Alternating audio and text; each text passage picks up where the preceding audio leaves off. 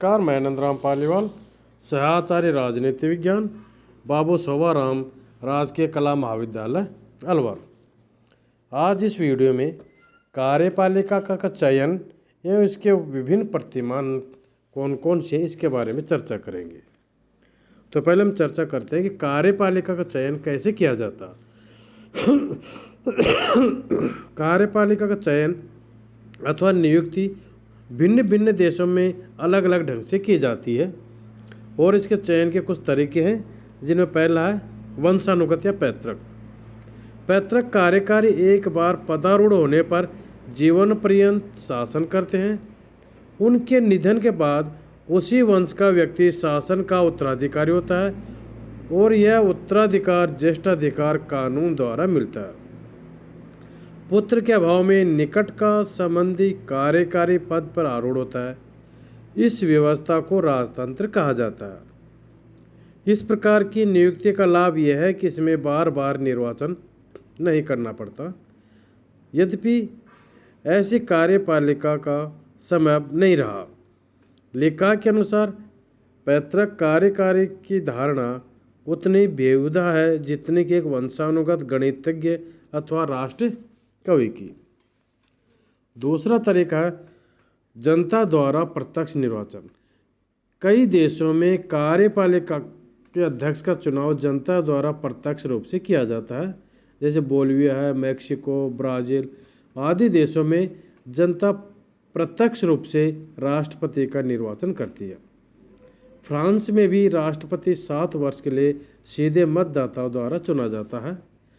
यह प्रणाली लोकतंत्रीय भावनाओं के अनुकूल है तथा इसमें राजनीतिक शिक्षा का प्रसार भी होता है। किंतु कभी कभी जनता की भावनाओं को भड़काकर इस विधि के अंतर्गत अयोग्य व्यक्ति कार्यकारी पद पर पहुंच जाते हैं। अब परोक्ष या अप्रत्यक्ष निर्वाचन। कई देशों में कार्यपालिका के अध्यक्ष का चुनाव एक विशिष्ट मंडल द्वारा किया जाता है। भारत और अमेरिका में जनता परोक्ष रूप से राष्ट्रपति का निर्वाचन करती है।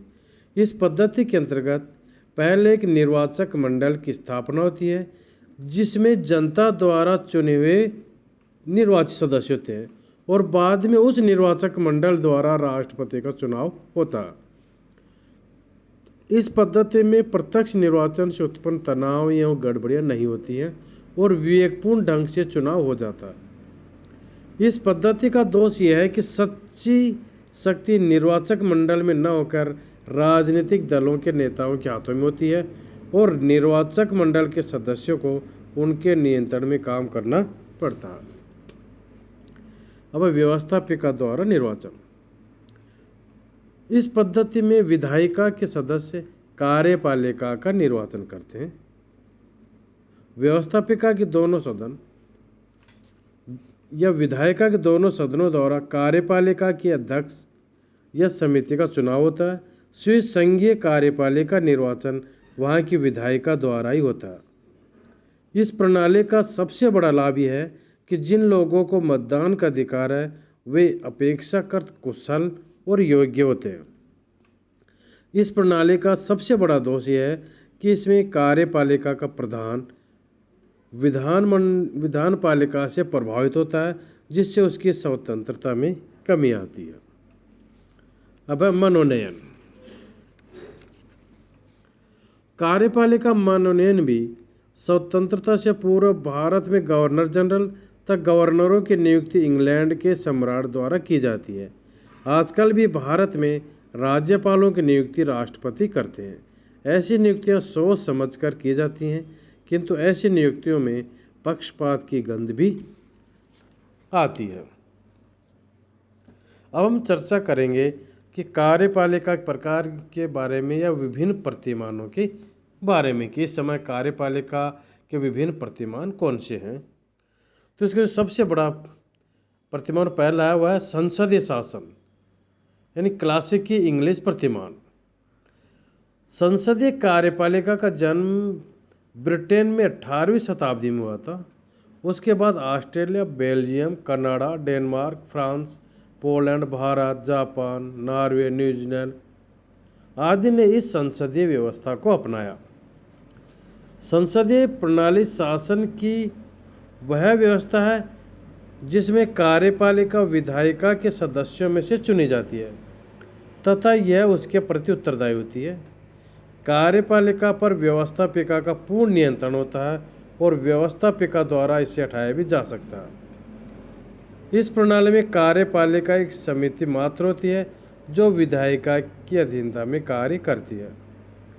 कार्टर जो हर्ज ने इसके बारे में कहा है कि संसदीय प्रणाली सरकार के कार्यपालिका व व्यवस्थापिका अंगों के अंतःपासन पर आधारित है।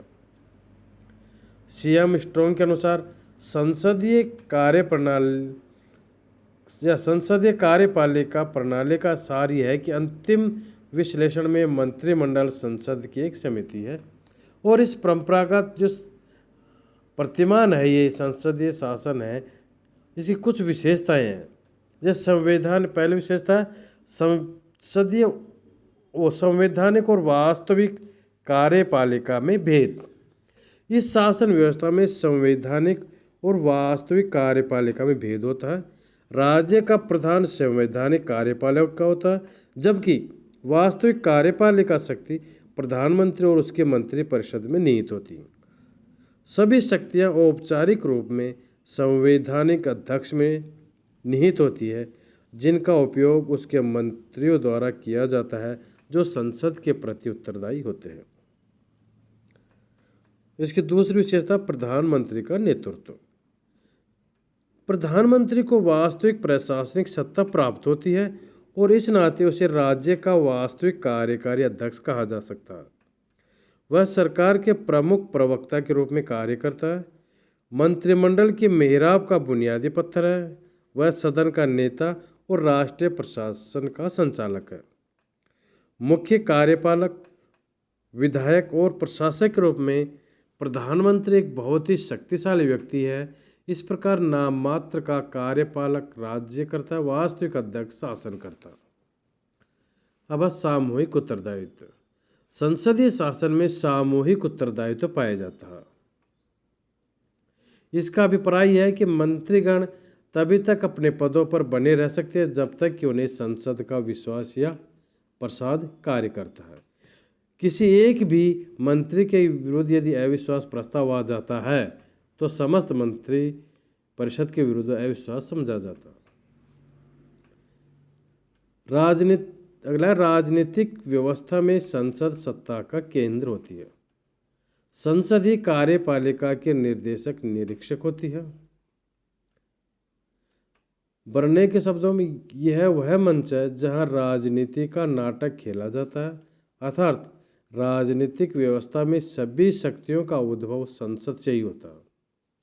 राजनीतिक नीतियों के निर्धारण का मंच भी संसद ही रहती है।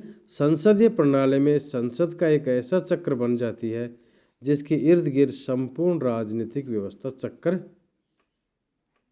लगाती रहती है।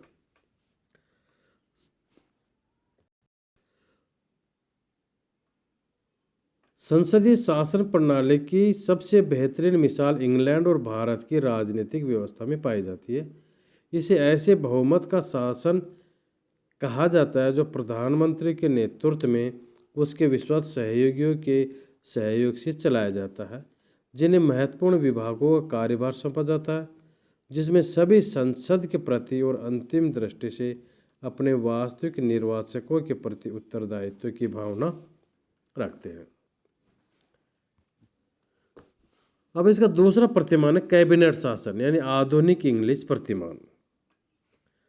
यद्यपि शासन के आवश्यक सिद्धांतों का पालन किया जा रहा है, तथापि मंत्रिमंडल और संसद के पारस्परिक संबंधों के क्षेत्र में महान परिवर्तन आ गया, जिसके कारण संसदीय शासन प्रणाली के स्थान पर इसका अधिक लोकप्रिय नाम कैबिनेट शासन पद्धति हो गया। जैसा कि मुनरो ने लिखा है, कैबिनेट संवैधानिक संरचना में एकमात्र अत्यधिक महत्वपूर्ण यंत्र बन गई है, या जैसा रेमजुम्योर ने कहा कि यह राज्य रूपी जहाज का संचालन चक्र है। सिद्धांत में कैबिनेट संसद पर आश्रित है, जबकि व्यवहार में यह संसद की स्वामिनी है। कार्यपालिका के रूप में कैबिनेट की सर्वशक्तिमान स्थिति का आभास कुछ बातों से मिलता है, जैसे कैबिनेट राष्ट्रीय नीति के निर्धारण में प्रमुख भूमिका अदा करती है। समस्त प्रशासनिक कार्य कैबिनेट द्वारा ही किए जाते हैं। तब मंत्री प्रशासनिक विभागों के अध्यक्ष होते हैं। संसद में प्रस्तुत किए जाने वाले समस्त विधायी प्रस्तावों को विस्तृत रूप से कैबिनेट के मार्गदर्शन में ही तैयार किया जाता है। कैबिनेट ही वित्तीय स्थिति के लिए उत्तरदायी है। वित्त मंत्री द्वारा जो बजट तैयार किया जाता है वह कैबिनेट की नीति के अनुसार होता है। कैबिनेट देश और से बाहर की सभी उच्च पदीय नियुक्ति के लिए उत्तरदायी है। संसद को व्यवहारिक रूप से ऐसा कोई प्राधिकार प्राप्त नहीं है कि वह इसमें किसी भी प्रकार का हस्तक्षेप करे। कैबिनेट यह निर्णय करती है कि संसद में कौन सी कार्यवाही पेश की जाए और इसके लिए कितना समय नियत किया जाए। मंत्रिमंडल संसद के अधिवेशन के आहूत और अवसान करने, राज्य के नाम मात्र के अध्यक्ष द्वारा दिए जाने वाले उद्घाटन अभिभाषण का पाठ तैयार करने और अधिवेशन के दिनों में संसद की समय सारणी तैयार करने का निर्णय करता है। अब प्रधानमंत्री शासन, नवीनतम इंग्लिश भारतीय प्रतिमान। शासन के वेस्टमिनिस्टर प्रतिमान में सबसे आश्चर्य घटना यह हुई है कि संसदीय शासन प्रधानमंत्री शासन में परिवर्तित होता जा रहा। शक्तियों का केंद्र अब संसद केवल सैद्धांतिक रूप से ही कही जा सकती है। इसी तरह मंत्रिमंडल का विधायिका के प्रति उत्तरदायित्व भी केवल औपचारिक रह गया है। अब मंत्रिमंडल और सांसद प्रधानमंत्री के हाथों की कठपुतली कहा जा सकता है। अब शक्ति का केंद्र प्रधानमंत्री बन गया है, इसलिए संसदीय शासन व्यवस्था को प्रधानमंत्री शासन व्यवस्था कहना अधिक उपयुक्त माना गया है। क्रासमैन ने लिखा है कि द्वितीय महायुद्ध के बाद के वर्षों में मंत्रिमंडलीय शासन प्रणाली प्रधानमंत्री शासन प्रणाली में परिवर्तित हो गई है। यानी संसदात्मक व्यवस्था में जो मंत्रिमंडलीय शासन पद्धति थी वो प्रधानमंत्री शासन पद्धति में परिवर्तित हो गई है। आज इंग्लैंड और भारत में आम चुनाव एक तरह से प्रधानमंत्री के चुनाव का रूप धारण कर लेता है। सबकी आंखें उसी के चुनाव पर केंद्रित होती है और उसके व्यक्तित्व का बिंब लोगों के निर्वाचन संबंधी व्यवहार पर बहुत अधिक प्रभाव डालता है। भारत और ब्रिटेन में प्रधानमंत्री परिषद के जीवन और मृत्यु के केंद्र बिंदु है। उनकी सलाह से संसद का विघटन किया जा सकता है।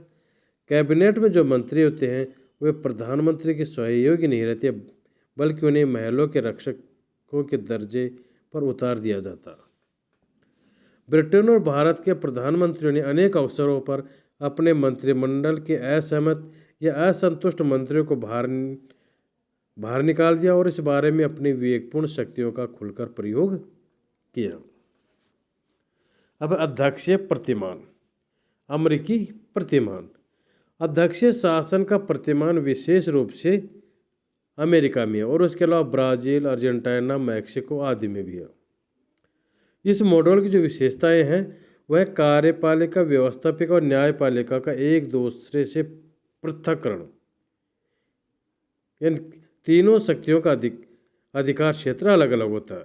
दूसरा, मंत्रिमंडल का राष्ट्रपति के पूर्ण रूप से अधीन रहना, यानी जो मंत्रिमंडल होता है पूर्ण रूप से राष्ट्रपति के अधीन रहता है।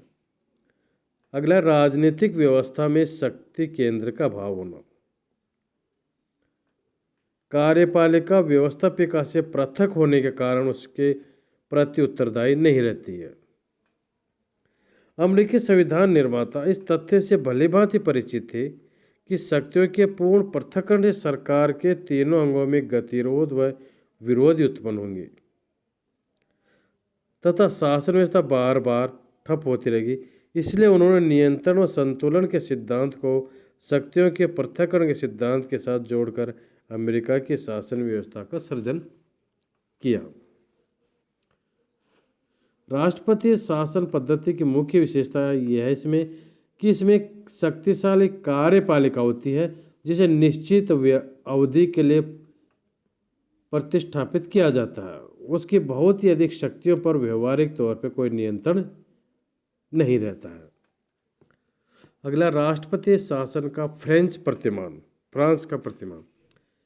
फ्रांस में राष्ट्रपति और संसदीय शासन व्यवस्थाओं का विचित्र मिश्रण देखने को मिलता है, जिसे अर्ध राष्ट्रपति अथवा अर्ध संसदीय कहा जा सकता है।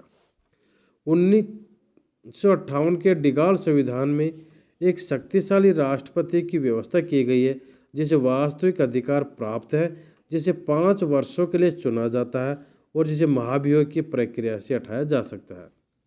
साथ ही एक प्रधानमंत्री की भी व्यवस्था की गई है, जिसके अधीन एक मंत्रिमंडल है जो संसद के प्रति उत्तरदायी होता है। राष्ट्रपति का निर्वाचन संसद द्वारा न होकर एक निर्वाचक मंडल द्वारा होता है।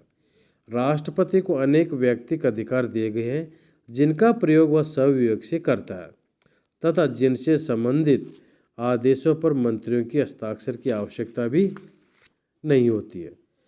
राष्ट्रपति ही मंत्रिमंडल तथा प्रधानमंत्री की नियुक्ति करता है और मंत्रियों को संसद की सदस्यता से वंचित किया गया है, किंतु उन्हें संसद के द्वारा उत्तरदायी बना दिया गया।